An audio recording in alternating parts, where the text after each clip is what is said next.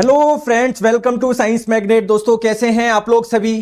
I hope सभी बहुत अच्छे हैं, शानदार हैं, जानदार हैं। तो ये है रिफ्रैक्शन ऑफ लाइट यानी प्रकाश का अपवर्तन का पार्ट नंबर 2। कल हम लोग पढ़ चुके थे, मैंने आप लोगों को बताया था अपवर्तन क्या होता है, अलग अलग माध्यम के बारे में हमने देखा था, अपवर्तनांक के बारे में मैंने आपको बताया था। तो चलिए इसका हम लोग कंटिन्यू करते हैं ना। ये सारी चीज हम लोग पढ़ चुके थे, प्रकाश का अपवर्तन वगैरह, ये सारी चीजें कल हम लोग देख चुके थे। ये स्लाइड्स वापस लग गई है, कोई बात नहीं है, कोई बात नहीं है। तो आगे हम लोग चलते हैं। चलो, ये सारा रिफ्रैक्टिव इंडेक्स वगैरह यानी अपवर्तनांक हम लोग समझ चुके थे। अपवर्तन के नियम भी हम लोगों ने पढ़ लिए थे, अपवर्तन के नियम भी अब हम लोगों को पढ़ना है आज क्या, क्रिटिकल एंगल यानी क्रांतिक कोण। समझ गए बात को? गुड आफ्टरनून आप सभी को, गुड आफ्टरनून। बहुत बढ़िया, बहुत बढ़िया। चलिए स्टार्ट करते हैं। देखो क्या होता है क्रांतिक कोण यानी आपका क्रिटिकल एंगल क्या होता है, इसको समझिए मेरी बात को। जैसे मैंने आप लोगों को बोला कि नीचे मान लेते हैं क्या है, वाटर है। क्या है नीचे? वाटर है। क्या है नीचे? वाटर। आप लोग मान लीजिए, मैंने लिख दिया यहां पर वाटर है, ठीक है दोस्तों। वाटर का रिफ्रैक्टिव इंडेक्स यानी अपवर्तनांक कितना होता है, हम लोग सभी को पता है कितना होता है, 1.33, ठीक है। ऊपर मान लेते हैं क्या है, एयर है यानी वायु है। वायु का कितना होता है अपवर्तनांक? 1 होता है। आप मुझे बताइए इनमें से सघन कौन है और विरल कौन है, बताइए। और प्लीज आप लोग मुझे बताइए, जैसे जैसे आप लोग चैप्टर पढ़ते जा रहे हो, टेस्ट लगाते जा रहे हो नहीं लगाते जा रहे? अरे कमेंट करके बताओ, टेस्ट लगा रहे हो नहीं लगा रहे? बताओ कितने ऐसे बच्चे हैं, कितने टेस्ट लगा चुके? 1 2 3 बताओ। आपको टेस्ट सीरीज में इतने बढ़िया बढ़िया क्वेश्चन दे रखे हैं मैंने विद प्रॉपर सॉल्यूशन, बताओ। हाँ, तो मैं आपको बोलूं इसमें से डेंसर कौन है, रेरर? देखो आपको पता है जिसका अपवर्तनांक ज्यादा होता है वो डेंसर मीडियम होता है, यानी जो वाटर है ये एक डेंसर मीडियम है, सघन माध्यम है। यहां पर वायु क्या हो जाएगा, एक रेरर मीडियम यानी विरल माध्यम हो जाएगा। अब दोस्तों ये मान लीजिए आप लोग कोई प्रकाश की किरण है, कोई प्रकाश की किरण है जो वाटर से एयर में जा रही है। चलो दोस्तों, ये कोई प्रकाश किरण है, ये जा रही है जा रही है जा रही है जा रही है जा रही है, ये आपतित किरण है कोई, ठीक है। तो आप लोग मुझे बताइए ये आपका क्या हो जाएगा, ये आपका नॉर्मल यानी अभिलंब हो जाएगा। क्लियर है क्या? ये आपका नॉर्मल यानी ये आपका हो जाएगा अभिलंब। आप मुझे बताइए प्रकाश की किरण को जाना कैसे चाहिए था? सर प्रकाश किरण को जाना चाहिए था बिल्कुल ऐसे, ऐसे जाना चाहिए था। प्रकाश किरण को ऐसे जाना चाहिए था। बट होगा क्या, क्योंकि जब कोई लाइट रे डेंसर से रेरर में जाती है, ठीक है। अरे यार दोस्तों, लगा रहे हो नहीं लगा रहे टेस्ट, बताओ। टेस्ट सीरीज अटेम्प्ट कर रहे हो नहीं कर रहे? तो भैया टेस्ट अटेंड करो, वरना आपको अपनी गलतियां नहीं पता पड़ेगी। समझ गए बात को? वरना गलतियां पता नहीं पड़ेगी आपको।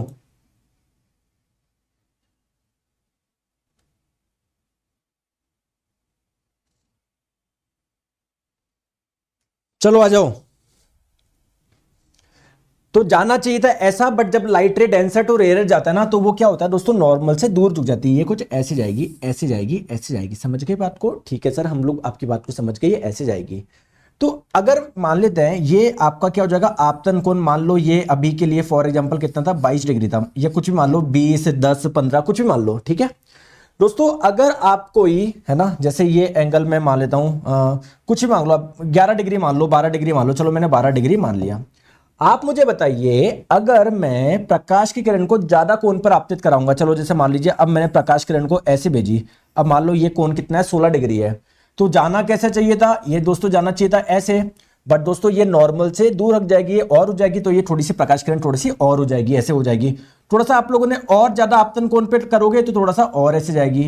दोस्तों एक ऐसा आपतन कोण जिसपे मैं प्रकाश किरण को डालू ना, ये प्रकाश किरण गई, तो ऐसा आपतन कोण जिसपे अपवर्तित किरण बिल्कुल ऐसे हो जाए, बिल्कुल ऐसे हो जाए, तो उस वाले आपतन कोण को क्या मैं बोलूंगा, क्रिटिकल एंगल यानी क्रांतिक कोण बोलूंगा।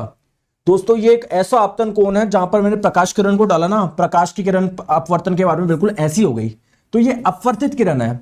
तो नॉर्मल अभिलंब से अपवर्तित किरण जो एंगल बनाती है, इसे ही तो अपवर्तन कोण बोलते हो। यानी ऐसा आपतन कोण जहां पर अपवर्तन कोण का मान 90 डिग्री हो जाए, उसे ही आप लोग क्या बोलोगे, क्रिटिकल एंगल यानी क्रांतिक कोण बोलोगे। जैसे मैंने माना कि किसी मीडियम के लिए क्रांतिक कोण का मान 25 डिग्री है। जैसे भैया इधर समझो, आप लोग प्लीज बात को समझो, इस डायग्राम को देखो ध्यान से, ठीक है। अरे टेस्ट दे रहे हो दे रहे शबीशन बेतावार जी? हर टेस्ट, हर के बारे में 20-20 क्वेश्चन दे रहा हूं ना मैं आपको टेस्ट में। पता नहीं क्या करते हो यार, रिप्लाई तक नहीं होता तुमसे। ये तो बोलो कि सर दे रहा हूं, नहीं दे रहा हूं, बेवकूफों की जैसे बैठे रहते हो, बस कमेंट करा लो इधर, पढ़ाई से कोई मतलब नहीं है। नहीं रजत जी, आपको फोन में ही देखना है ना, जवाब भी नहीं देते यार। एक चीज पूछ रहा हूं, टेस्ट दे रहे हो नहीं दे रहे हो, एक छोटी चीज का जवाब नहीं आ रहा आपसे। पता नहीं क्या करो, क्या कर रहे हो तुम। आ जाओ, समझो मेरी बात को। मैं क्या बोल रहा हूं आप लोगों से, क्रिटिकल एंगल यानी क्रांतिक कोण में, जैसे आप लोग ये मान लेते हैं कि पहले कोई प्रकाश किरण गई, आपने कोई प्रकाश किरण भेजी भेजी भेजी भेजी किसी कोण पे भेजी, ठीक है। तो जब डेंसर टू रेयर में जाती है तो आपको पता है नॉर्मल से थोड़ा दूर हटती है, कुछ जाने ऐसे चाहिए थी, बट जो नॉर्मल से थोड़ा सा दूर हट गई है, ऐसे हो गई। समझ में आ गई बात को। इस वाले केस की बात करते हैं, ये कोई प्रकाश किरण गई गई गई गई गई गई गई गई गई गई। दोस्तों यहां पर आपने, जैसे मैंने आपको बोला ना, जब ज्यादा एंगल पे आप लोग प्रकाश किरण को आपतित कराओगे थोड़ा सा और इधर होगी, और ज्यादा पे आपतित कराओगे थोड़ा सा और ऐसा होगा। तो अगर मैं प्रकाश की किरण को कोई ऐसे कोण पे आपतित कराऊं जिससे अपवर्तित किरण बिल्कुल ऐसे हो जाए, दोस्तों इसी आपतन कोण को हम लोग क्या बोलते हैं, क्रिटिकल एंगल यानी क्रांतिक कोण। यानी क्रांतिक कोण वह आपतन कोण है जिस पर प्रकाश किरण को अगर आप लोग आपतित कराओगे तो अपवर्तन कोण का मान क्या हो जाएगा, ठीक है, अपवर्तन कोण का मान क्या हो जाएगा, 90 डिग्री हो जाएगा। दोस्तों मान लेते हैं क्रांतिक कोण का मान मान लो किसी के लिए 42 डिग्री है। अगर आपने 42 डिग्री से ज्यादा कोण पे आपतित कराया ना तो वो उसी माध्यम में लौट जाएगा। इसे ही हम लोग बोलते हैं टोटल इंटरनल रिफ्लेक्शन यानी पूर्ण आंतरिक परावर्तन। पूर्ण आंतरिक परावर्तन क्या होता है, अगर प्रकाश की किरण को आपने जो क्रिटिकल एंगल है इससे भी ज्यादा एंगल पे आपतित करवाया, ज्यादा एंगल पे आपतित करवाया ना, तो उसी माध्यम में वापस लौट जाएगा। इसे ही हम लोग बोलते हैं टोटल इंटरनल रिफ्लेक्शन यानी पूर्ण आंतरिक परावर्तन। अब दोस्तों क्रिटिकल एंगल की वैल्यू कैसे निकालोगे, जैसे मान लो ये कोई सघन माध्यम है, ये कोई डेंसर मीडियम है, ऊपर कोई विरल यानी रेयर मीडियम है, ठीक है। जैसे मान ले दोस्तों ये कोई लाइट की रे गई, अगर मैं बोलूं कि आपने इसको क्रिटिकल एंगल पे भेजा है, क्रांतिक कोण पे भेजा है, तो दोस्तों प्रकाश किरण कैसे जाएगी, जानी चाहिए थी ऐसे, बट ये ऐसी हो जाएगी क्योंकि क्रांतिक कोण पर भेजोगे ना तब हमेशा अपवर्तन कोण का मान होगा 90 डिग्री। अपवर्तन कोण का मान 90 डिग्री होने का मतलब है ये किरण बिल्कुल ऐसे जाएगी, ठीक है, ठीक है। तो बेसिकली इस वाले मान निकालना मेरे को, ये सी का मान क्या होगा, ठीक है। अब मान लेते हैं कोई डेंसर मीडियम है जिसका अपवर्तनांक म्यू है, रेयर मीडियम दोस्तों कुछ भी हो सकता है। अभी मैं मान लेता हूं दोस्तों एयर है, एयर है यानी वायु है, तो वायु का अपवर्तनांक कितना होता है, 1 होता है, ठीक है। तो अगर मैं आप लोगों से पूछूं कि नीचे मान लो कांच होता या नीचे पानी होता या नीचे हीरा होता तो क्रिटिकल एंगल कैसे आप लोग निकाल सकते हो, बिल्कुल आप लोग आसानी से निकाल सकते हो। सर कल ही कोर्स परचेज किया, चैप्टर 1 कंप्लीट कर लिया, आज ही टेस्ट लगाऊंगा। ओके शुभम जी, ठीक है, आ जाओ। देखो इस वाले माध्यम का अपवर्तनांक कितना है, स्नेल के नियम से इस वाले माध्यम का अपवर्तनांक म्यू इनटू इस वाले माध्यम में जो एंगल बन रहा है, क्या बन रहा है, सी, उसका ले लो साइन, ठीक है। इसको आपको बराबर करना है, जो दूसरा वाला माध्यम है उसका अपवर्तनांक इनटू दूसरे वाले माध्यम में जो कोण बन रहा है, कौन सा कोण बन रहा है, ये कोण बन रहा है ना 90 डिग्री, रिफ्रैक्शन एंगल 90 डिग्री ना, उसका साइन ले लो, तो उसका साइन ले लो। समझ में आ गई बात को, ठीक है। तो म्यू इंटू साइन सी बराबर 1 इंटू साइन 90, साइन 90 का मान 1, तो साइन सी बराबर क्या हो गया आप लोगों का 1 बाय म्यू हो गया। क्लियर है क्या, यहां से सी का मान निकाल सकते हो, क्रिटिकल एंगल का बिल्कुल निकाल सकता हूं। कैसे निकालोगे, साइन इनवर्स 1 अपॉन म्यू। तो अगर मैं आप लोगों से बोलूं कि क्रांतिक कोण के जल के लिए क्रांतिक कोण का मान निकालो, तो यहां पर जल का अपवर्तनांक लिख दो। अगर मैं आप लोगों को बोलूं हीरे के लिए क्रांतिक कोण का मान निकालो, तो यहां पर हीरे का अपवर्तनांक डाल दो। जिसके अपवर्तनांक डालते रहोगे वहां पर उसके लिए क्रिटिकल एंगल यानी क्रांतिक कोण का मान आता रहेगा। बट क्वेश्चन ये है कि सर मैं एग्जाम में कैसे करूंगा, क्योंकि इसके लिए तो कैलकुलेटर की जरूरत होगी। तो आप लोगों को सीधे मान याद रखना है, आपको अपवर्तनांक के मान तो पता ही है, आपको जब आप लोग इसमें डालोगे तो क्रिटिकल एंगल के मान आ जाएंगे। कैलकुलेट करना पड़ेगा आप लोगों को, कैलकुलेटर यूज करना पड़ेगा साइंटिफिक, बट एग्जाम में आप लोगों को सीधे याद रखना है पानी के लिए इतना होता है, हीरे के लिए इतना होता है, ठीक है। आइए मैं आप लोगों को बता देता हूं। जैसे डायमंड की बात करें, उसका अपवर्तनांक होता है लगभग 2.41 या 2.42 के आसपास, ठीक है। तो उसका जब आप लोग सॉल्व करोगे तो ये आपका क्रिटिकल एंगल आ जाएगा 24 डिग्री, जो सीधे आपको ध्यान रखना है। वाटर का होता है 1.33, अगर बात करी जाए इसका क्रिटिकल एंगल कितना होता है 49 डिग्री। ग्लास का यानी कांच का जो अपवर्तनांक होता है वो होता है 1.5। जब सारी वैल्यू पुट करेंगे तो यहां पर आपका क्रिटिकल एंगल आ जाएगा 42 डिग्री। ठीक है, तो इन तीनों के आप लोगों को ध्यान रखने हैं। अब दोस्तों कई बार आप लोगों से एग्जाम में पूछा जाता है हीरा क्यों चमकता है। सर जी एक टॉपिक के टेस्ट में क्वेश्चन वही आ रहे हैं, न्यू क्वेश्चन नहीं आ रहे हैं। टेस्ट एक टॉपिक के टेस्ट में क्वेश्चन वही आ रहे हैं। अरे भैया शेबाशन जी, एक टॉपिक का एक टेस्ट है, तो अगर उसी टेस्ट को वापस लगाओगे, उसी को वापस लगाओगे तो वही तो क्वेश्चन आएंगे। टॉपिक चेंज करोगे तभी तो क्वेश्चन नए आएंगे। चले आगे। हाँ, मैं आपसे पूछ रहा था एग्जाम में आप लोगों से क्वेश्चन आता है हीरा क्यों चमकता है, हीरा क्यों चमकता है, ये क्वेश्चन आप लोगों से पूछा जाता है। अभी मैं आपको बताऊंगा। पहले इसके लिए आप लोगों को टोटल इंटरनल रिफ्लेक्शन यानी पूर्ण आंतरिक परावर्तन पढ़ना पड़ेगा। दोस्तों पूर्ण आंतरिक परावर्तन क्या है मैंने अभी आप लोगों को बता दिया। जैसे देखो दोस्तों, मान लेते हैं ये कोई नीचे डेंसर मीडियम है यानी सघन माध्यम है, ऊपर मान लेते हैं विरल मीडियम है, कोई रेरर मीडियम है। अगर मैं आप लोगों को बोलूं कि कोई प्रकाश की किरण ऐसे गई, कितने कोण पे गई, क्रिटिकल एंगल यानी क्रांतिक कोण पे गई, तो दोस्तों जो अपवर्तित किरण होगी वो कैसे जाएगी, वो ऐसे जाएगी। क्लियर है क्या? अगर आप लोगों ने किसी प्रकाश की किरण को क्रांतिक कोण से ज्यादा पे आपतित कराया तो वो उसी माध्यम में लौट जाएगी। इसी घटना को आप लोग बोलते हैं टोटल इंटरनल रिफ्लेक्शन यानी पूर्ण आंतरिक परावर्तन। तो अगर कोई प्रकाश की किरण है वो अगर क्रिटिकल एंगल से ज्यादा पे है ना, जैसे मान लो यहां पर आपतन कोण का मान क्रिटिकल एंगल ज्यादा है, तो उसी माध्यम में लौट जाएगी। इसे ही आप लोग क्या बोलते हैं, पूर्ण आंतरिक परावर्तन बोलते हैं। ठीक है, अब दोस्तों क्वेश्चन ये आता है हीरा क्यों चमकता है, या आप लोगों ने देखा होगा मिराज फिनोमिना, देखा है मिराज ब्रग मरीचि का। तो इन दोनों के बारे में आप लोग समझाइए। इन दोनों के पीछे जो कारण है वो टोटल इंटरनल रिफ्लेक्शन यानी पूर्ण आंतरिक परावर्तन ही है। आइए सबसे पहले हम लोग बात करते हैं हीरे का चमकना। हीरे का चमकना, बताओ हीरा क्यों चमकता है। अब जब आप लोगों से एग्जाम हो जाता है हीरा क्यों चमकता है, तो इसके पीछे आप लोगों को एक ऑप्शन दिया जाएगा, इसके क्रिटिकल एंगल का मान ज्यादा होने की वजह से। तो ये क्या बात हुई, इसका क्रिटिकल एंगल क्रांतिक कोण का मान बहुत कम है। कितना है, लगभग 24 डिग्री के आसपास ही। देखो अभी मैंने बताया था ना, देखो इधर देखो क्रिटिकल एंगल का मान कितना है, डायमंड के लिए 24 डिग्री है, पानी के लिए कितना है 49 डिग्री है, तो बहुत कम है ना यार हीरे का। तो डायमंड का जो क्रिटिकल एंगल है कम है, इससे ये चमकेगा कैसे, आइए मैं आपको समझाता हूं। देखो इधर देखो प्लीज समझो मेरी बात को। अगर मैं आप लोगों को बोलूं कि यहां पर मान लो नीचे पानी है ना, नीचे मान लो क्या है दोस्तों, पानी। नीचे क्या मान लो आप लोग, नीचे क्या है, पानी है। तो पानी का क्रांतिक कोण कितना है, वाटर का 49 डिग्री है।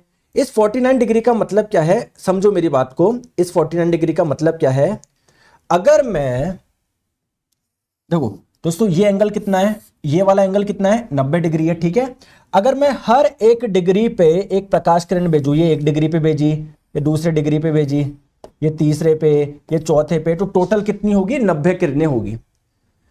आप लोग मुझे बताइए पानी के लिए क्रांतिक कोण का मान कितना है, 49 डिग्री। इसका मतलब क्या है कि 49, जैसे मान लो पहली किरण, दूसरी, तीसरी, चौथी, पांचवी, सातवीं, आठवीं, नवीं, ऐसे करके 49 वाली जो किरण होगी ना, अगर 49 डिग्री पे जो भेजोगे ना, वो बिल्कुल ऐसी चली जाएगी। 49 के ऊपर जो प्रकाश किरणें होगी वो वापस उसी माध्यम में लौट जाएगी।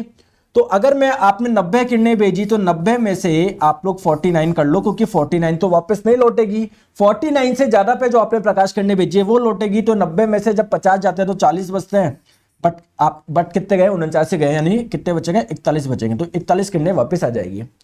यही बात अगर मैं नीचे दोस्तों डायमंड हो, नीचे हम लोग बात करते हैं डायमंड हो, तो डायमंड का क्रांतिक कोण कितना है, 24 डिग्री। इसका मतलब क्या है, 1 डिग्री, दूसरी डिग्री, तीसरी डिग्री, 4, 5 ऐसे करके मैं आपको बोलूं हर एक डिग्री पे एक एक प्रकाश किरण भेजी है। तो 24 प्रकाश किरणें का कुछ भी नहीं होगा। 24 डिग्री से ऊपर जो प्रकाश किरणें भेजोगे 25 पे, 26 पे, 27 पे, वो उसी माध्यम में वापस लौट जाएगी। उसे ही आप लोग बोलते हैं टोटल इंटरनल रिफ्लेक्शन यानी पूर्ण आंतरिक परावर्तन। यानी हर एक डिग्री पे जब यहां पर प्रकाश की किरण डालोगे तो कितनी वापस लौट जाएगी, तो 90 में से आप लोग माइनस कर दो 24 को, तो 10 में से 4 गया, बचा 6। ठीक है ना, तो 8 में से 2 गया, इधर बचा 6। सही है क्या? तो आप लोग देखो 66 प्रकाश की किरणें ऐसी होगी जो डायमंड में वापस लौट जाएगी। तो डायमंड चमकेगा नहीं चमकेगा? तो देखिए दोस्तों होता क्या है, जैसे मान लेते हैं ये डायमंड है, ये डायमंड है, तो इसमें कोई प्रकाश की किरण गई तो दोस्तों बहुत ज्यादा चांस होता है कि वापस इसी के अंदर लौट जाए। तो जब वापस इसी के अंदर लौट जाएगा तो प्रकाश आपको चमकता हुआ नजर आएगा नहीं आएगा? मतलब सॉरी, हीरा आपको चमकता हुआ नजर आएगा नहीं आएगा? तो दोस्तों इसकी कटिंग ही कुछ इस प्रकार से करी जाती है डायमंड की कि इस पे आने वाली प्रकाश की किरणें हमेशा क्रांति कोण से ज्यादा परावर्तित हो, जिसकी वजह से ये अंदर ही घूमते रहे और आप लोगों को प्रकाश क्या होगा, चमकता हुआ नजर आएगा। समझ में आ गई बात को? कोई परेशानी, किसी को कोई दिक्कत? नेक्स्ट हम लोग बात करते हैं मिराज, जिसे आप लोग बोलते हैं मृग मरीचि का, ठीक है, या मृग तृष्णा भी बोलते हैं। मिराज, मिराज जिसे आप लोग हिंदी में मृग तृष्णा भी बोलते हैं। क्या होता है मिराज बताइए? आप लोगों ने देखा होगा गर्मी के दिनों में आप लोग देखते हो बहुत डिस्टेंस पे, जब आप लोग देखते हो तो आप लोगों को लगता है वहां पर क्या है, पानी है, बट एक्चुअली वहां पर पानी नहीं होता जब आप लोग वहां पर जाते हो। तो ऐसा क्यों होता है? तो आइए इसके पीछे का कारण हम लोग समझते हैं। देखो इधर देखो मेरी बात, जैसे मान लेते हैं आप किसी डेजर्ट में गए, यानी आप लोग किसी रेगिस्तान में गए, यहां पर क्या है दोस्तों, मिट्टी है, यहां पर हम लोग मान लेते हैं नीचे क्या है, मिट्टी है, मिट्टी है। मान लेते हैं दोस्तों यहां पर एक पेड़ लग रहा है, यहां पर मान लेते हैं क्या लग रहा है, एक पेड़ लग रहा है, समझ गए? ठीक है।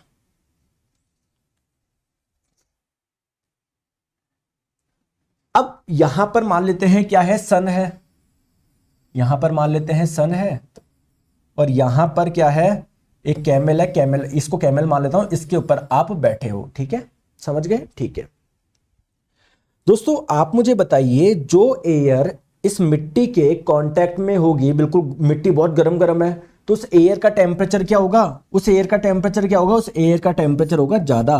टेम्परेचर ज्यादा होने की वजह से डेंसिटी क्या होगी दोस्तों, कम होगी, यानी यहां वाली जो एयर होगी उसकी डेंसिटी कम होगी। यहां पर मीडियम कैसा होगा, एक रेयर मीडियम होगा, यानी एक विरल माध्यम होगा। अगर थोड़ा सा आप लोग ऊपर चलोगे, मिट्टी से थोड़ा सा आप लोग ऊपर चलोगे, ठीक है ना, मिट्टी से थोड़ा सा आप लोग ऊपर चलोगे तो वहां पर टेम्परेचर क्या होगा, कम होगा। टेम्परेचर कम होगा तो वो वहां पर एयर इतनी ज्यादा, मतलब वहां पर क्या होगा, डेंसिटी ज्यादा होगी, वहां पर टेम्परेचर कम होने से डेंसिटी क्या होती है, ज्यादा होती है, यानी वो एक रेयर मीडियम होगा, यानी वो एक, दोस्तों मैंने उल्टा तो नहीं लिख दिया एक बार प्लीज, सॉरी। यहां पर क्या है, टेम्परेचर ज्यादा है, टेम्परेचर ज्यादा होने की वजह से डेंसिटी कम रह रही है, टेम्परेचर कम से डेंसिटी ज्यादा, डेंसिटी ज्यादा वाले को यार आप क्या बोलोगे, डेंसर बोलोगे ना, रेयर मैंने गलत लिख दिया, तो लिख दो इसको डेंसर मीडियम, और हिंदी में क्या बोलोगे, सघन माध्यम। समझ गए बात को? अरे क्लियर है क्या, बताओ? ठीक है। अब होगा क्या, प्लीज मेरी बात को आप लोग ध्यान से समझिए, ये कोई प्रकाश की किरण यहां पर आई, ठीक है, जैसे ये आप लोगों का रेयर मीडियम हो गया, जैसे जैसे ऊपर जाते जा रहे हो डेंसर मीडियम होता जा रहा है। तो दोस्तों होगा क्या, जैसे मान लेते हैं कोई प्रकाश की किरण आई, सूर्य पे आई, ये इस पे प्लांट पे आई, ठीक है। अब देखो यहां पर ऊपर मैं बोल सकता हूं ये अलग अलग, सबकी डेंसिटी अलग अलग होगी, जैसे कि मैंने बताया नीचे वाला थोड़ा सा रेयर मीडियम होगा, थोड़ा सा ऊपर जाओगे डेंसर मीडियम होगा, ठीक है। तो जब प्रकाश किरण इससे टकरा के इधर आई ना, तो होता क्या है, जब एक माध्यम से दूसरे माध्यम में जाती है तो प्रकाश किरणें मुड़ती है, ऊपर क्या है, डेंसर मीडियम है, नीचे रेयर है, डेंसर से रेयर में जाता है, तो कहां पर मुड़ती है, जानी ऐसे चाहिए थी बट नॉर्मल से थोड़ी सी दूर हो जाती है, थोड़ा सा ऐसे हो जाएगा ये, और फिर अंदर जाएगा, ये नॉर्मल है, जानी चाहिए थी ऐसे बट नॉर्मल थोड़ा दूर ऐसे हो जाएगा। दोस्तों अगर ये प्रकाश किरण अपने क्रांति कोण से ज्यादा परावर्तित होती है ना जब, तो ये वापस उसी माध्यम में लौट जाती है, वापस उसी माध्यम में लौट जाती है, ठीक है। अब आपको क्या लगेगा, प्रकाश कहां से आ रहा है, प्रकाश कहां से आ रहा है, आपको लगेगा सर यहां से आ रहा है, इस जगह से आ रहा है, तो आप लोगों को ये कुछ पेड़ ऐसा नजर आएगा। और दोस्तों ऐसा नजर कब आता है, जब वहां पर पानी होता है, वहीं पर तो ऐसे नजारे नजर आते हैं, तो आप लोगों को लगेगा कि वहां पर पानी है, बट एक्चुअल में वहां पर नहीं है। ये किस वजह से हो पा रहा है, पूर्ण आंतरिक परावर्तन यानी टोटल इंटरनल रिफ्लेक्शन की वजह से हो पा रहा है। समझ में आ गया, समझ में आ गया। चलिए एक चीज और हम लोग समझते हैं, तारों का टिमटिमाना, तारों का टिमटिमाना, इसके पीछे कारण क्या है, तारों के टिमटिमाने के पीछे आइए मैं समझाता हूं। तारों के टिमटिमाने यानी ट्विंकलिंग ऑफ स्टार्स के पीछे क्या रीजन है, आइए हम लोग समझते हैं। देखो होता क्या है, सेम चीज यहां पर है, जैसे मान लो ये हमारी पृथ्वी है, ये हमारी पृथ्वी है, आप लोग यहां पर खड़े हो, तो दोस्तों जो एयर है ना वहां पर दोस्तों डेंसिटी कम है, फिर ज्यादा है, फिर कहीं पर कम है, कहीं पर ज्यादा है, तो अलग अलग मीडियम बन जाता है, रेयर, डेंसर, रेयर, ऐसे कुछ करके, ठीक है, समझ में आ गया। अब मान लो यहां पर क्या है, स्टार है, यानी यहां पर क्या है, सितारा है, उससे कोई प्रकाश किरण आई, तो जब वो आई तो वो थोड़ी सी बेंडिंग हो गई, फिर और हो गई, फिर और हो गई, फिर और हो गई, तो इस व्यक्ति को लगेगा कि प्रकाश किरण कहां से आ रही है, यहां से आ रही है, तो उसको तारा यहां पर नजर आएगा। बट जब वो मूव होगा तो कभी तारा यहां पर, कभी यहां पर, कभी यहां पर, कभी यहां पर, उसके साथ में, उसके मूवमेंट के साथ में तारे की भी लोकेशन उसको बदलती हुई नजर आएगी। तो इसे ही हम लोग ट्विंकलिंग ऑफ स्टार्स यानी तारों का टिमटिमाना बोलते हैं। तो इसके पीछे कारण क्या है, रिफ्रैक्शन, अपवर्तन, एक माध्यम से दूसरे माध्यम में मोट रहा है, इसको अपवर्तन तो बोलेंगे। और कैसा अपवर्तन है, एटमॉस्फेरिक रिफ्रैक्शन है, यानी इस एटमॉस्फेयर ने, इस वायुमंडल ने करा है। तो अगर आप लोगों से पूछे तारों के टिमटिमाने के पीछे कारण क्या है, तो आप लोग बोलोगे ट्विंकलिंग ऑफ स्टार्स, ठीक है, तारों का टिमटिमाना। समझ में आ गई बात को, बात समझ में आ गई, कोई दिक्कत किसी प्रकार की? चले आगे, आगे चले, अरे चले क्या, चले, चलते हैं। अब आगे चलते हैं हम लोग थोड़ा सा। अब आपको, आपने मिरर से यानी दर्पण से परावर्तन पढ़ा था ना, वैसे ही दोस्तों लेंस से क्या होता है, अपवर्तन होता है, ठीक है। कैसे होता है सर, देखो लेंस होते हैं आपके दो टाइप के, एक होता है कॉन्वेक्स यानी उत्तल, एक होता है कॉनकेव यानी अवतल। पहचानोगे कैसे, जो कॉन्वेक्स लेंस होता है ना वो बीच में से होता है मोटा, किनारों से क्या होता है, पतला होता है, जबकि कॉनकेव अवतल की बात करें वो बीच में से होता है पतला और किनारों से क्या होता है, मोटा होता है। तो ये तो मैंने आप लोगों को पहचानने के तरीके बता दिए। अब दोस्तों अब और डिफरेंस क्या है, और डिफरेंस देखो, ये जो कॉन्वेक्स लेंस है ना, जब इसमें लाइट रेज आ रही है तो आप ध्यान से देख रहे हो कन्वर्ज हो रही है, जबकि जो कॉनकेव होगा, जो अवतल होगा, इसमें लाइटें जो आ रही है वो क्या हो रही है, डाइवर्ज हो रही है। मिरर में जस्ट उल्टा है, कॉनकेव मिरर कन्वर्ज करता है, जबकि यहां पर कॉनकेव लेंस डाइवर्ज कर रहा है। तो अगर आप लोगों से कभी पूछा जाए डाइवर्जिंग लेंस, तो डाइवर्जिंग लेंस कौन सा होगा, आप लोगों का कॉनकेव होगा, ठीक है। कॉनकेव क्या होता है आपका, डाइवर्जिंग लेंस होता है,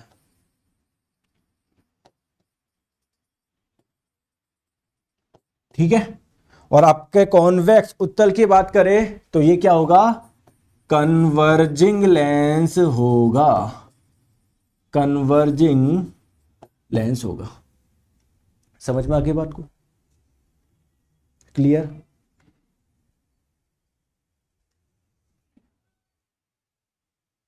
ठीक है, ठीक है दोस्तों। आप लोग बोल रहे हो कि सर लेंस से होता है रिफ्रैक्शन यानी अपवर्तन, कहां पर हुआ, देखो ना यार, ये प्रकाश किरणें यहां से यहां पर जा रही थी, तो जब इस माध्यम से, जैसे इस माध्यम में प्रवेश करी, देखो उसकी दिशा बदल गई ना, पहले जा रही थी ऐसे, बट इसमें बदलते इसकी दिशा बदल गई, ऐसे हो गई है।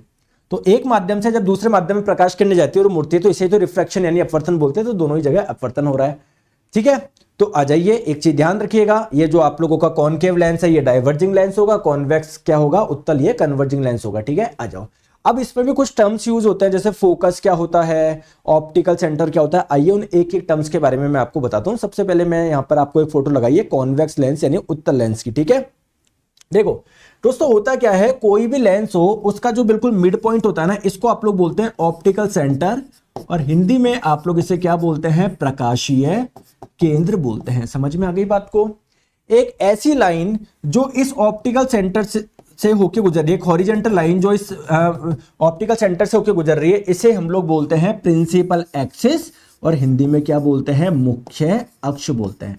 बात समझ में आ गई दोस्तों। जब प्रकाश किरणें इस मुख्य अक्ष के समांतर आती है, जैसे देखो ये वाली आ रही है, ये वाली आ रही है, ये वाली आ रही है, ये वाली आ रही है, ये वाली, तो क्या करता है कॉन्वेक्स लेंस, जब इनको कन्वर्ट करता है ना, तो ये सारी की सारी जो रेज होती है ना, मुख्य अक्ष पे एक पॉइंट से होकर गुजरती है, जिसे आप लोग बोलते हैं फोकस, है ना, या प्रिंसिपल फोकस। तो एक आपका हो जाएगा प्रिंसिपल फोकस यानी मुख्य अक्ष। समझ में आ गई बात को। तो ये तो मैंने चीज आप लोगों को बताई किसकी, कॉन्वेक्स लेंस यानी उत्तल लेंस की। दोस्तों जहां जैसे दर्पण में हम लोग सारी दूरी पोल से नाप रहे थे ना, यहां पर जितनी भी दूरियों का मेजरमेंट होगा वो कहां से होगा, ऑप्टिकल सेंटर प्रकाशीय केंद्र से होगा। इसका मतलब क्या है, प्रकाशीय केंद्र से, जैसे मैं बोलूं फोकस और प्रकाशीय केंद्र के बीच की दूरी क्या होगी, तो इस दूरी को आप लोग क्या बोलोगे, फोकल लेंथ आप लोग बोलेंगे। क्लियर है, समझ में आ गई। चले आगे, नेक्स्ट हम लोग बात करते हैं कॉनकेव लेंस यानी अवतल लेंस की। तो इसका भी दोस्तों जो मध्य बिंदु होगा उसे आप लोग बोलेंगे ऑप्टिकल सेंटर यानी प्रकाशीय केंद्र।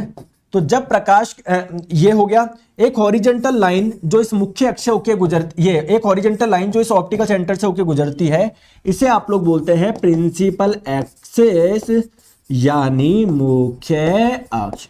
देखिए दोस्तों, जो भी प्रकाश किरणें इस मुख्य अक्ष के समांतर आएगी, जैसे ये आ रही है, ये आ रही है, तो कॉनकेव लेंस इन्हें कुछ इस प्रकार से डाइवर्ज करेगा। जैसे मान लो ये वाली प्रकाश किरणें आई, ये भी डाइवर्ज हो गई, ये प्रकाश किरण आई, ये भी डाइवर्ज आ गई। तो प्रकाश किरणें को जब डाइवर्ज करेगा ना, तो जब आप लोग इनको पीछे एक्सटेंड करोगे ना, तो ये वाली किरण और ये वाली किरण कहीं पर मिलती हुई नजर आएगी, उसे ही आप लोग क्या बोलोगे, फोकस बोलोगे। समझ में आ गई। और ध्यान रखिए, इस प्रकाशीय केंद्र और फोकस के बीच की जो दूरी होती है, इसे आप लोग बोलते हैं फोकल लेंथ यानी फोकल लंबाई। आई होप आपको ये बात समझ में आ गई होगी। अब आइए मैं आप लोगों को पहले उत्तल लेंस यानी कॉन्वेक्स लेंस के कुछ रूल्स बताता हूं, फिर उसके बाद में कॉनकेव लेंस के रूल्स पढ़ेंगे, क्योंकि जब आप लोग रूल्स पढ़ेंगे तभी आप लोगों को इमेज फॉर्मेशन समझ में आएगा। और जब भी आपको आ गया तो इमेज फॉर्मेशन बिल्कुल बच्चों वाली की सीन है ना, एंस फॉर्मूला वगैरह सारे आपको बहुत आसानी से समझ में आ जाएंगे। देखो, सबसे पहली चीज क्या है दोस्तों, ये आपका कॉन्वेक्स लेंस हो गया, उत्तल लेंस हो गया, ठीक है सर। तो होता क्या है, आप मुझे बताइए, आपने फोकस किसको बोला था, फोकस क्या होता है बताओ। सर फोकस ये था जब प्रकाश किरणें यहां से हो आती है मुख्य अक्ष से समांतर, तो एक पॉइंट से होकर गुजरती है, जिसे आप लोग बोलते हैं फोकस। दोस्तों अगर प्रकाश किरणें यहां से आए तो सर यहां से आएगी तो फोकस इधर कहीं पर बनेगा। तो कुल मिला के लेंस के दोनों तरफ फोकस होता है, एक इस साइड भी एक इस साइड भी। तो चलिए इस वाले फोकस को मैंने नाम दे दिया F1 और इस वाले फोकस को मैंने नाम दे दिया F2। क्या दिक्कत है यार, कोई दिक्कत है क्या, नहीं है। दोस्तों ऑप्टिकल सेंटर से जितनी दूरी पर ये आप लोगों का F1 है, उससे डबल दूरी पर एक पॉइंट ले लिया जिसको आपने क्या नाम दे दिया, 2F1 नाम दे दिया। क्लियर है क्या। राइट में हम लोग बात करते हैं, इधर एक पॉइंट लिया F2, ऑप्टिकल सेंटर से जितनी दूरी पर आपका F2 है उससे डबल डिस्टेंस पे पॉइंट रख लिया, जिसका नाम आपने क्या दे दिया, 2F2 दे दिया। समझ में आ गई बात को, कोई परेशानी, कोई दिक्कत नहीं। पहला रूल क्या बोलता है कि जब भी कोई प्रकाश किरण मुख्य अक्ष के समांतर आती है, मुख्य अक्ष के समांतर आती है, तो वो फोकस से होकर गुजरेगी। हमको पता ही है, देखो ये मुख्य अक्ष इसके समांतर आई तो फोकस से होकर गुजरेगी। ठीक है, क्लियर है क्या, ठीक है। दूसरी कोई प्रकाश की किरण जो मुख्य अक्ष के समांतर आ रही है, वो कहां से होकर गुजरेगी, वो फोकस से होकर गुजरेगी। ठीक है, वो कहां से होकर गुजरेगी, वो फोकस से होके गुजरेगी। समझ में आ गई बात। कोई भी प्रकाश किरण मुख्य अक्ष के समांतर आएगी, वो कहां से होकर गुजरेगी, फोकस से होकर गुजरेगी। कोई भी प्रकाश किरण मुख्य अक्ष के समांतर आएगी, वो कहां से होकर गुजरेगी, फोकस से गुजरेगी। ये बात हम लोग जानते हैं। चलो दूसरा नियम हम लोग समझते हैं। दूसरा नियम क्या बोलता है, अगर कोई प्रकाश किरण फोकस से होकर आती है, फोकस से होकर आती है, अगर कोई प्रकाश किरण फोकस से होकर आती है ना, तो वो लेंस से गुजरने के बाद में या अपवर्तन होने के बाद में मुख्य अक्ष के समांतर हो जाएगी। जैसे देखो ये प्रकाश किरण फोकस से होकर आई ना, तो देखो कैसे गई। अगर कोई प्रकाश किरण फोकस से होकर आ रही है ना, फोकस से होकर आ रही है ना, तो अपवर्तन के बाद में इस मुख्य अक्ष के समांतर हो जाएगी। बताओ, अगर कोई प्रकाश किरण फोकस से होकर आ रही है तो अपवर्तन के बाद में मुख्य अक्ष के समांतर हो जाएगी। अगर कोई प्रकाश किरण फोकस से होकर आ रही है तो अपवर्तन के बाद में मुख्य अक्ष से समांतर हो जाएगी। ठीक है। तीसरा रूल क्या बोलता है, अगर कोई प्रकाश किरण इस ऑप्टिकल सेंटर से गुजरी, अगर प्रकाशीय केंद्र से गुजरी, उसमें कोई विचलन नहीं होगा, सीधे सीधे चली जाएगी। देखो ये देखो जा रही है, सीधे सीधे चली गई, कोई विचलन नहीं है। अगर कोई प्रकाश किरण ऑप्टिकल सेंटर से कोई गुजरेगी तो उसमें कोई विचलन नहीं होगा, सीधे सीधे चली जाएगी। अगर कोई प्रकाश किरण ऑप्टिकल सेंटर से कोई गुजरे, कोई विचलन नहीं होगा, सीधे सीधे चली जाएगी। क्लियर है क्या, समझ में आ रहा है बात को, कोई दिक्कत, कोई परेशानी नहीं है ना। चले आगे आ जाओ। नेक्स्ट हम लोग बात करते हैं, अब इससे इमेज कैसे बनेगी ये चीज हम लोग देखते हैं। ठीक है, कॉन्वेक्स लेंस के मैंने आपको सारे रूल बता दिए। अब चलो देखते हैं कॉन्वेक्स लेंस से, उत्तल लेंस से इमेज कैसे बनती है। केस नंबर 1, केस नंबर 1 क्या ले लिया आपने, वस्तु को, ऑब्जेक्ट यानी वस्तु को, ऑब्जेक्ट यानी वस्तु को कहां पर रखा आपने, इंफिनिटी पर रखा, अनंत पे। दोस्तों बहुत दूर रखा, बहुत दूर रखा, बहुत दूर रखा, यहां पर रख दिया, बहुत दूर रख दिया हमने, ठीक है। दोस्तों जब भी किसी वस्तु को अनंत पे रखते हो तो उससे जब भी प्रकाश किरणें आती है मुख्य अक्ष के समांतर ही आएगी, ध्यान रखिएगा। तो इससे कोई, अगर आपको देखना है इसकी इमेज कहां पर बनेगी तो क्या करना है, दो प्रकाश किरणें निकाल दो, लेंस से गुजरने के बाद में, ये लेंस से अपवर्तन के बाद में जहां पर मिले वहां पर इमेज बनेगी। तो एक प्रकाश किरण मैंने निकाली ऐसे, भाई मुख्य अक्ष के समांतर निकाली तो फोकस से होकर तो जाएगी, एक और निकाल दो। एक प्रकाश किरण मैंने ऐसे निकाली तो ऐसे होकर जाएगी। तो मुझे बताओ यार, ये वाली किरण और ये वाली किरण कहीं पर मिल रही है? बिल्कुल मिल रही है दोस्तों, क्या सही में मिल रही है? बिल्कुल। तो इमेज कैसी बनेगी, रियल बनेगी। दोस्तों रियल इमेज हमेशा कैसी होती है, इन्वर्टेड होती है। दोस्तों वस्तु कितनी बड़ी थी, इमेज कितनी छोटी सी बनी, तो इमेज कैसी बनेगी, हाईली डिमिनिश्ड, बहुत छोटी। समझ में आ गई बात को, समझ में आ गई, चले आगे, ठीक है। दोस्तों केस नंबर 2 लेते हैं। केस नंबर 2, 2f से परे है ना, पहले तो आपने अनंत पे रखा था, अब 2f के जस्ट इधर रख रहे हो, या फिर आप लोग बोल सकते हो अनंत और 2f के बीच में, तो मैंने कहीं पर यहां पर रख दिया। तो इमेज कैसे बनेगी, कोई दो प्रकाश किरणें निकाल दो। दोस्तों एक प्रकाश किरण निकाली मैंने ऐसे, ये जो मुख्य अक्ष है ना, प्रिंसिपल एक्सिस, इसके पैरेलल निकाली, बताओ कहां से होकर गुजरेगी, दोस्तों फोकस से होकर गुजरेगी, आपको पता है। दूसरी प्रकाश किरण कहां से निकालोगे, जहां से आपकी इच्छा हो वहां से निकाल दो। देखो मैंने ऐसे निकाली ऑप्टिकल सेंटर से, मैं निकाली ऑप्टिकल सेंटर से, तो कहां के होके गुजरेगी सर, कोई विचरण नहीं होगा, सीधे सीधे चली जाएगी। तो मुझे बताओ ये वाली किरण और ये वाली किरण कहीं पर मिल रही है क्या, बिल्कुल सर मिल रही है, और जहां पर मिलती है वहीं पर इमेज बनती है। तो लो ये बन गई इमेज, सही में मिली क्या, बिल्कुल सर सही में मिली। तो जब सही में मिलती है तो इमेज कैसी बनती है, रियल इमेज बनती है। और रियल इमेज हमेशा कैसी होती है, इन्वर्टेड, उल्टी होती है, आप लोग देख भी पा रहे हो। साइज के बारे में बताओ, देखो वस्तु बड़ी थी, साइज कैसी बनी है, छोटी बनी है, तो इमेज साइज क्या होगी दोस्तों, डिमिनिश्ड होगी। अगर मैं आप लोगों से पूछूं बनी कहां पर है, तो F2 और 2F2 के बीच में कहीं पर बनी है। धन्यवाद प्रवेश यादव जी। चलिए आगे चलते हैं, नेक्स्ट केस क्या लेते हैं। अब आप लोग इस 2F पे रख दो, वस्तु को 2F पे रख दो, बताओ कहां पर बनेगी इमेज, आप खुद बनाओ। अरे आपको रटने की जरूरत नहीं है, कॉपी में बनाओ यार, कोई दो प्रकाश किरणें निकाल दो यार। देखो मैंने एक निकाली यहां पर, मुख्य अक्ष से समांतर, तो ऐसे निकलेगी, एक यहां पर निकाल दिया ऑप्टिकल सेंटर से। बताओ क्या करना है, ये काम करना है। देखो ये और ये मिल रही है क्या, सही में मिल रही है, बिल्कुल सही में मिल रही है, रियल में मिल रही है, इमेज रियल बनेगी। रियल इमेज हमेशा इन्वर्टेड होती है, उल्टी। देखो साइज भी देख लो, जितना ये वस्तु उतना ही इमेज, तो क्या बनेगा, सेम साइज की बनेगी। बताओ क्या दिक्कत आ रही है, सिंपल सी चीज है। आप लोगों से पूछे बनेगी कहां पर, 2F पर बनेगी। चलो नेक्स्ट केस लेते हैं। अब हम लोग 2F और F के बीच में रखते हैं, यहां पर कहीं पर रख दिया वस्तु को। बताओ बताओ, आप बताओ, मैं नहीं बताऊंगा। कोई दो प्रकाश किरण निकाल लो यार, एक ऐसे निकाल दे मुख्य अक्ष से समांतर, एक लो ऑप्टिकल सेंटर से निकाल दो, क्या दिक्कत है। अब कहां पर मिल रही है सर, अब यहां पर मिल रही है, तो इमेज कहां पर बनेगी, 2F के इधर बनेगी। क्या सही में मिल रही है, बिल्कुल। तो इमेज कैसी बनेगी, रियल बनेगी, वास्तविक बनेगी। रियल इमेज हमेशा कैसी होती है, इन्वर्टेड होती है। क्लियर। साइज बताओ सर, बड़ी बन रही है, ये छोटी थी वो इमेज बड़ी बन रही है, बताओ क्या दिक्कत है। नेक्स्ट केस लेते हैं। अब आपने कहां पर रख दिया, वस्तु को फोकस पे रख दिया। निकालो कोई दो प्रकाश किरण, एक निकाल दी मैंने ऐसे, ऐसे जाएगी, एक निकाल दी मैंने ऐसे, ऐसे जाएगी। मुझे बताओ यार, ये वाली किरण और ये वाली किरण कहीं पर मिलेगी क्या, सर दोनों पैरेलल है। दो पैरेलल जो कहां पे मिलते हैं, तो और अनंत पे जाके मिलते, बहुत दूर जाके मिलेगी, अनंत पे जाके मिलेगी, तो उल्टी इमेज बनेगी, इन्वर्टेड। इन्वर्टेड और इन्वर्टेड इमेज हमेशा कैसी होती है, रियल। और इमेज बनेगी कहां पर, बनेगी कहां पर सर, बहुत दूर बनेगी। और कैसे, बहुत बड़ी बनेगी, क्योंकि अनंत पे जाके मिल रही है, तो हाईली इनलार्ज। समझ में आ गई बात को। नेक्स्ट, जब आप लोग फोकस और ऑप्टिकल सेंटर के बीच में रखोगे, निकालो कोई दो प्रकाश किरण, एक ऐसे निकाली, फोकस से होकर निकल गई, एक में निकाला, इसमें कोई विचलन नहीं होगा। तो यार ये वाली किरण और ये वाली किरण कहीं पर मिल रही, क्या असर नहीं मिल रही। लेकिन जब दोस्तों आप लोग इनको पीछे की ओर बढ़ाओगे, एक्सटेंड करोगे, तो कहीं पर मिलती हुई प्रतीत होगी कि देखो इसको पीछे बढ़ाया, इसको पीछे बढ़ाया, कहीं पर मिलती हुई प्रतीत हो रही है कि बिल्कुल सर यहां पर मिल रही है, सही में मिल रही है कि नहीं, ऐसा आभास हो रहा है। तो इमेज कैसे बनेगी, वर्चुअल यानी आभासी। और वर्चुअल इमेज हमेशा कैसी होती है, इरेक्ट होती है, सीधी होती है।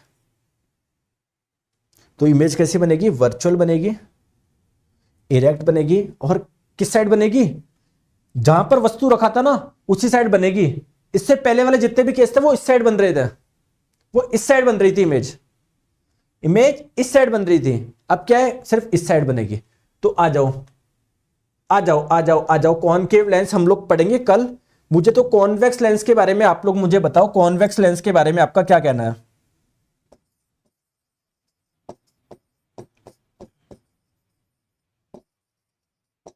दोस्तों मैं एक चीज बताऊं आपको, जो कार्य कॉनकेव मिरर करता है ना, अवतल दर्पण, वो ही कार्य कॉन्वेक्स लेंस करेगा। सर कॉनकेव क्या कर रहा था? वो रियल इमेज भी बना रहा था, वर्चुअल भी बना रहा था, यानी वास्तविक भी बना रहा था, आभासी भी बना रहा था। जबकि कॉन्वेक्स की बात करें, ये कैसा बना रहा है? ये भी रियल भी बना रहा है, वर्चुअल भी बना रहा है, छोटी भी बना रहा है, बड़ी भी बना रहा है, समान आकार की भी बना रहा है। तो जो कार्य कॉनकेव कर रहा था वो सारे कार्य क्या करेगा? कॉन्वेक्स लेंस करेगा, उत्तल लेंस करेगा। ठीक है, कल हम लोग करेंगे दोस्तों कॉनकेव लेंस, इसके बाद में मिरर फॉर्मूला वगैरह ये सारी चीजें हम लोग पढ़ेंगे और बहुत सारे क्वेश्चंस हम लोग करेंगे जिससे ये आपका पूरा हो जाएगा। फिर नेक्स्ट चैप्टर अपना होगा ह्यूमन आई, यानी मानव नेत्र। ठीक है, और मेरी आप लोगों से रिक्वेस्ट है अच्छे से आप लोग रिवाइज भी करा करो। दूसरी इंपॉर्टेंट चीज क्या है, जब आपका हो जाए तो टेस्ट भी दिया करो। आपके लिए टेस्ट सीरीज आपको बिल्कुल फ्री कर रखी है इस बैच वाले बच्चों को। ठीक है, तो टेस्ट सीरीज भी आप लोग लगाया करो। Thank you so much.